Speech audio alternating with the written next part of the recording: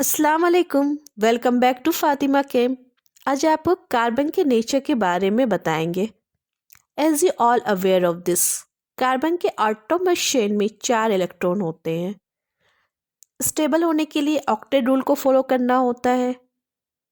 Carbon hydrogen की तरह electron की शेयरिंग करता है, या तो फिर वो 4 किसी को देगा या 4 किसी से लेगा।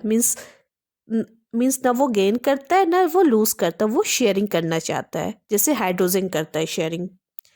दोनों का नेचर सेम है, जिसमें इसका जिसका नेचर सेम होता है उससे ज़्यादा दोस्ती होती है ना, इसलिए दोनों एक दूसरे से जल्दी कंबाइन कर जाते हैं।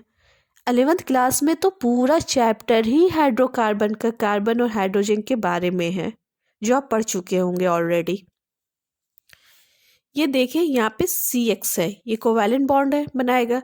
इसका आप देखिए कि 6 मतलब X मतलब होता है, यहाँ पे X हो सकता है हाइड्रोजन, हो सकता है क्लोरीन, हो सकता है फ्लोरीन, हो सकता है ब्रोमीन, हो सकता है आयोडीन, हो सकता है। ये सब में 7 आउटर मोस्ट शेल में इलेक्ट्रॉन है। इन सबको एक इलेक्ट्रॉन की ज़रूरत है। सब में एक इलेक्ट्रॉन कम है, इसलिए ये चाहेगा किसी से बॉन्ड बनाना। Hydrogen chlorine, hydrogen fluorine, chlorine, bromine, iodine जो है, ऊपर से नीचे इसकी इलेक्ट्रोनेगेटिविटी क्या होती है, डिक्रीज होती है। ऊपर से नीचे डिक्रीज होती है। यहाँ पे फ्लोरीन की सबसे ज्यादा इलेक्ट्रोनेगेटिविटी होगी और आयोडीन की सबसे कम होगी। शॉर्ट फॉर्म में इसको ऐसे याद रख सकते हैं, जिससे यहाँ पे इसको कहते हैं CBI, means chlorine bromine iodine. CBI हो गया, CBI। और HF तो आपको याद ही रहेगा, तो इसे याद करने में आपको ईजी लगेगा। जो ये X है, हेलोजन कार्बन के पास आएगा और कार्बन से कहेगा हम दोनों एक एक इलेक्ट्रॉन शेयर कर लेते हैं आपस में हैं, और यहाँ पर कोवैलेंट बॉन्ड बन जाएगा।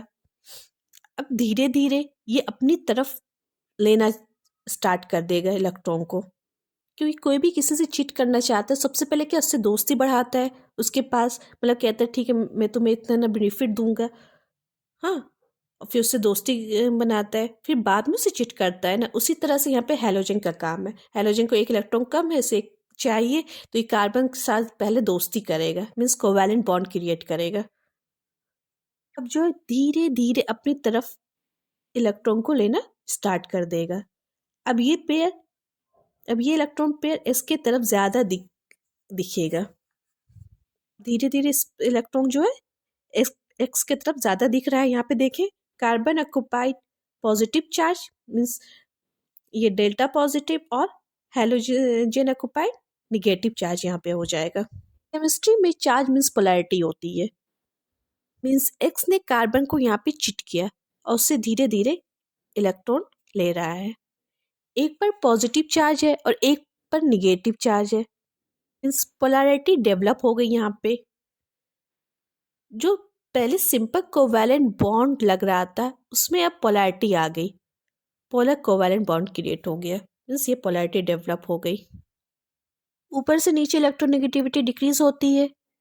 यहाँ पे देखें, जो ज़्यादा इलेक्ट्रोनेगेटिव होगा वो ज़्यादा अपनी तरफ खींचेगा, दोनों के बीच मैग्नीट्यूड स्ट्रेंथ ज़्यादा होगा। मीन्स फ्लोरीन के साथ जो कार्बन का डायपोल मोमेंट बनेगा वो सबसे ज़्यादा होगा। फ्लोरीन के साथ कार्बन का डायपोल मोमेंट सबसे ज़्यादा होगा, आयोडीन के साथ सबसे कम होगा, क्योंकि फ्लोरीन सबसे छोटा है।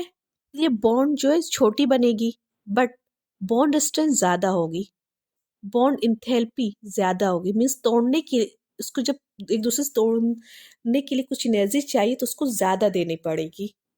बॉन्ड लेंथ जो होता है वो inversely proportional to 1 by bond strength होगा।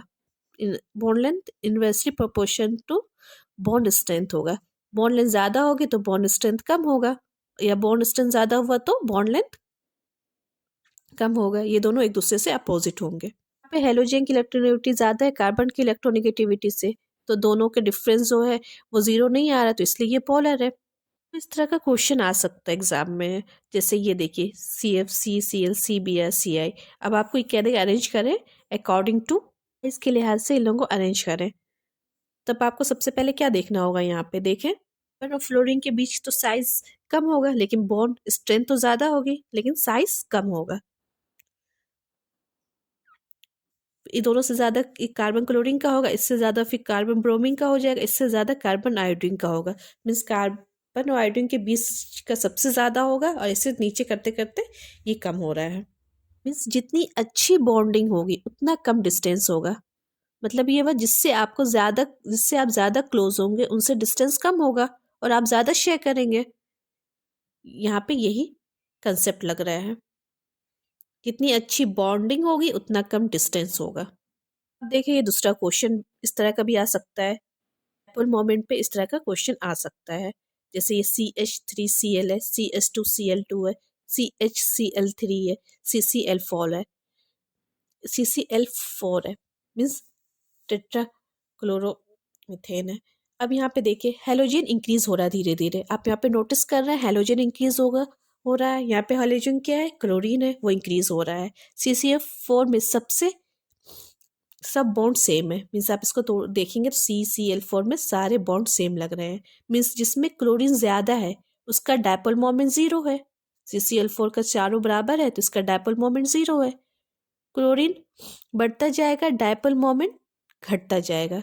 जैसे जैसे क्लोरीन बढ़ रहा है वैसे वैसे डायपोल मोमेंट उसका घटता जा रहा है, कम होते जा रहा है।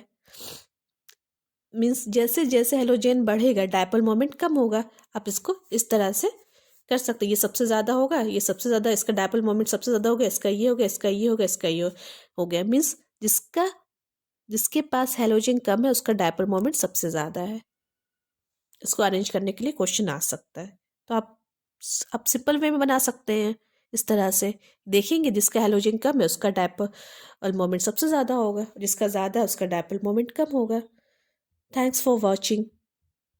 वीडियो में इंशाल्लाह प्रिपरेशन ऑफ हेलो अल्केन्स और हेलो अरेन्स पढ़ाएंगे। Thanks a lot.